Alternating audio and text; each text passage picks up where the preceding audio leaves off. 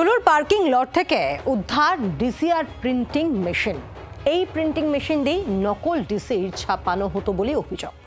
কিভাবে এই নকল ডিসিআর ছাপানো হতো সেই কথা জি24 সামনে এক্সক্লুসিভলি জানিয়েছিলেন জগন্নাথ ঘোষ। আর এই ঘটনার সূত্র ধরেই টুলু মণ্ডলের ম্যানেজার সিতেশ প্রামাণিককে গ্রেফতার করে পুলিশ। তাকে 7 দিনের পুলিশ হেফাজতের নির্দেশ দিয়েছে আদালত।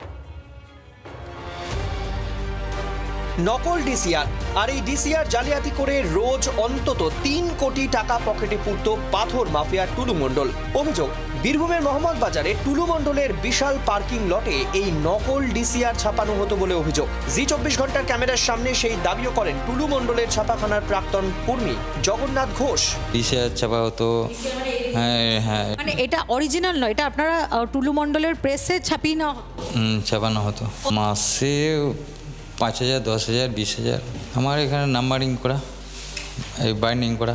ছাপাতো কে?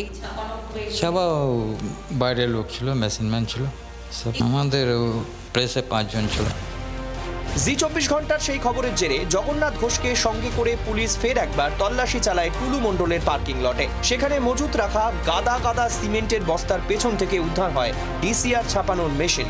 টুলু মণ্ডল ওরফে মোহাম্মদ নাজিবুদ্দিন যে দিনের পর দিন নকল ডিসিআর কপি ছাপাতো, তার এবার জোরালো প্রমাণ পেলেন তদন্তকারী অফিসাররা। যে কংক্রিটের যে একতলা ঘর বাড়িটা দেখা যাচ্ছে, যার নীল রঙের ছাদ দেখা যাচ্ছে, সেই ঘরের ভেতরেই কিন্তু এই প্রিন্টিং মেশিন সেটাকে লুকিয়ে রাখা হয়েছিল। যে প্রিন্টিং মেশিন দিয়ে প্রত্যেক দিন হাজার হাজার নকল ডিসিআর ইস্যু করে সেখান থেকে কোটি কোটি টাকা হাতাতো এই টুলু মণ্ডল। ডিসিআর জালিয়াতির সূত্র ধরেই টুলু মণ্ডলের আরও এক ম্যানেজার সিতেশ প্রামাণিককে গ্রেফতার করল পুলিশ। সোমবার তাকে আদালতে তোলা হলে সিউড়ি আদালতের বিচারক সিতেশের 7 দিনের পুলিশ হেফাজত মঞ্জুর করেন।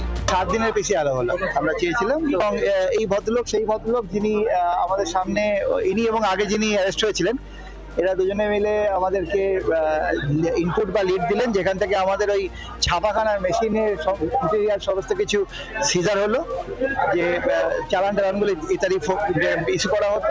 তো ইনভেস্টিগেশন চলছে এখন। মিনার মণ্ডলকে যে কেসে অ্যারেস্ট করা হয়েছে এবং যে কেসে তিনি এখনও পিসিতে আছেন, সেই পিসিতে থাকাকালীনই উনি সিতেশ প্রামাণিকের নাম করেন এবং তার ভিত্তিতেই সিতেশ প্রামাণিককে এই কেসে অ্যারেস্ট করা হয়েছে এবং চালান করা হয়েছে। টুলু মণ্ডলের পাথর চোরাচালান এবং ডিসিআর লুঠের সাম্রাজ্যে এখন সার্জিক্যাল স্ট্রাইক, যার জেরে এখন মুখ খুলতে শুরু করেছেন অনেকেই। আমি বিজেপি করতাম বলে 19 সালে ওরই গন্ডা আমার ম্যানেজারকে এবং আমাকে আটকে রেখেছিল। আমি 15 দিন ঘর ছাড়া ছিলাম রাতের অন্ধকারে। আমার 4 চাকা ছিল, দুটো লরির ব্যবসা ছিল, আমার 30-40 গাড়ি করে মাল যেত। টুলু আমার কাছে গাড়ি নিয়েছে, আমার বাজরং বলি ট্রান্সপোর্ট ছিল।